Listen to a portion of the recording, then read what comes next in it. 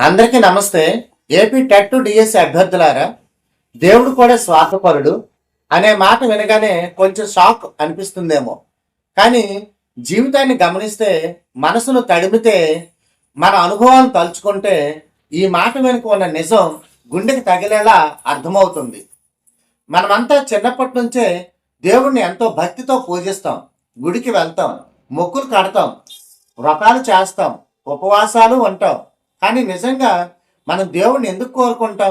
ఆయన మీద ప్రేమ కోసం కాదు, మన కష్టాలు తొలగిపోవాలని, మన కోరికలు నెరవేరాలని, మన జీవితంలో సుఖం రావాలని మాత్రమే.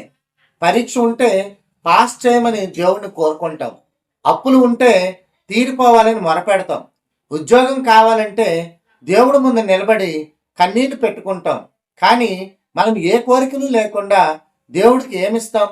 ఆయన పట్ల మనం ఎంతవరకు నిజాయితీగా ఉంటాం? ఇక్కడే అసలు ప్రశ్న మొదలవుతుంది. దేవుడు స్వార్థపరుడా, లేక మనమే స్వార్థంతో దేవుణ్ణి ఉపయోగించుకుంటూ ఉన్నామా? మన జీవితంలో ఒకసారి వెనక్కి తిరిగి చూసుకోండి. కష్టం వచ్చినప్పుడు మాత్రమే దేవుణ్ణి గుర్తు చేసుకుంటాం. ఆనందం వచ్చినప్పుడు దేవుడి పేరు కూడా మన నోటి వెంట రాదు.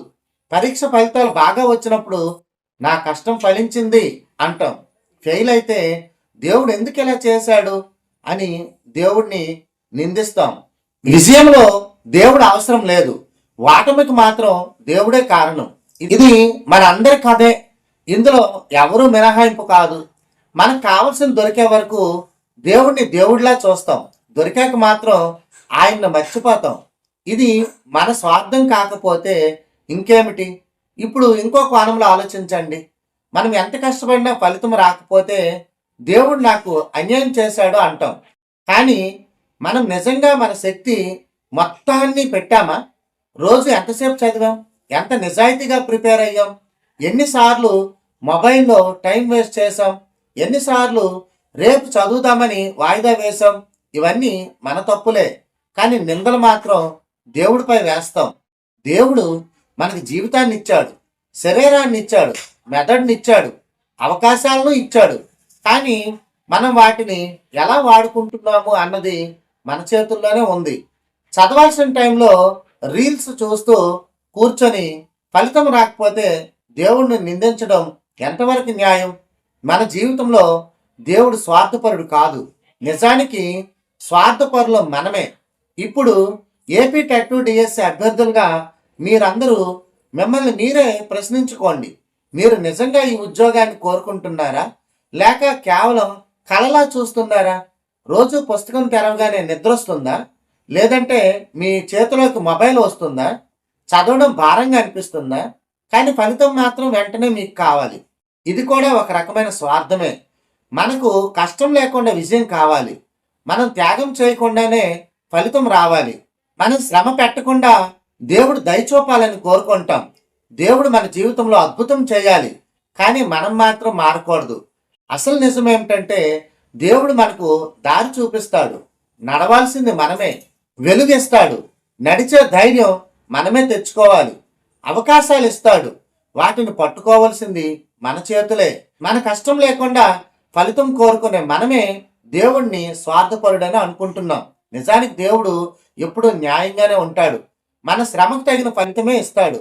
ఆలస్యంగా ఇవ్వచ్చు, పరీక్ష పెట్టొచ్చు, సహనం నేర్పొచ్చు, కానీ అన్యాయం మాత్రం చేయడు.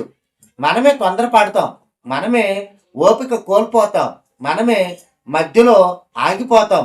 ఏపీ టెట్ డిఎస్సి ప్రయాణం కూడా అలాగే. కొందరు మొదలు పెడతారు, కొంతమంది కొనసాగిస్తారు, చాలామంది మధ్యలోనే వదిలేస్తారు. చివరకు విజయం సాధించేది మాత్రం వదలకుండా నడిచిన వాళ్ళే. ఆ సమయంలో ఓడిపోయిన వాళ్ళు ఏమంటారు? నా లక్ బాగోలేదు, దేవుడు నాకు సపోర్ట్ చేయలేదు.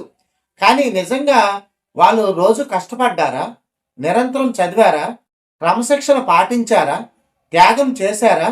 ఇది మనందరికీ తెలిసిన నిజం. కాబట్టి ఈ రోజు నుంచైనా సరే దేవుణ్ణి నిందించడం మానేసి మనల్ని మనమే మార్చుకుందాం. దేవుణ్ణి అడగడం తగ్గించి మన శ్రమను పెంచుకుందాం. ప్రార్థనతో పాటు ప్రాక్టీస్ పెంచుదాం. భక్తితో పాటు బుక్ తెరవడం అలవాటు చేసుకుందాం. అప్పుడు దేవుడు కూడా మనకు తోడుగా నిలుస్తాడు. ఎందుకంటే దేవుడు స్వార్థపరుడు కాదు. మన శ్రమకు స్పందించే న్యాయమైనటువంటి ఒక శక్తి. మీరు నిజంగా మీ కలను కోరుకుంటే దేవుణ్ణి కాదు, ముందుగా మీ అలసత్వాన్ని జయించండి, మీ యొక్క భయాన్ని జయించండి, మీ వాయిదాల పద్ధతిని చంపండి. అప్పుడే విజయం మీ వెంట వస్తుంది. ఈ మాటలు మీ గుండెను తాకితే ఇవి కేవలం మాటలు కావు, మీ జీవితానికి మలుపు. ఈ రోజు నుంచే మారండి, మీ కల కోసం నిలబడండి. ఏపీ టెట్ డిఎస్సిలో మీ పేరు విజేతల జాబితాలో ఉండేలా శ్రమించండి. కష్టపడిన వారినే దేవుడు ఆశీర్వదిస్తాడు. మన వీడియోస్ కానీ మీకు నచ్చినట్లయితే మీ ఫ్రెండ్స్తో షేర్ చేయండి, లైక్ చేయండి, సబ్స్క్రైబ్ చేయండి ఛానల్ని. మన వాట్సాప్ నెంబర్ 9030714858. థ్యాంక్ యూ, ధన్యవాదాలు.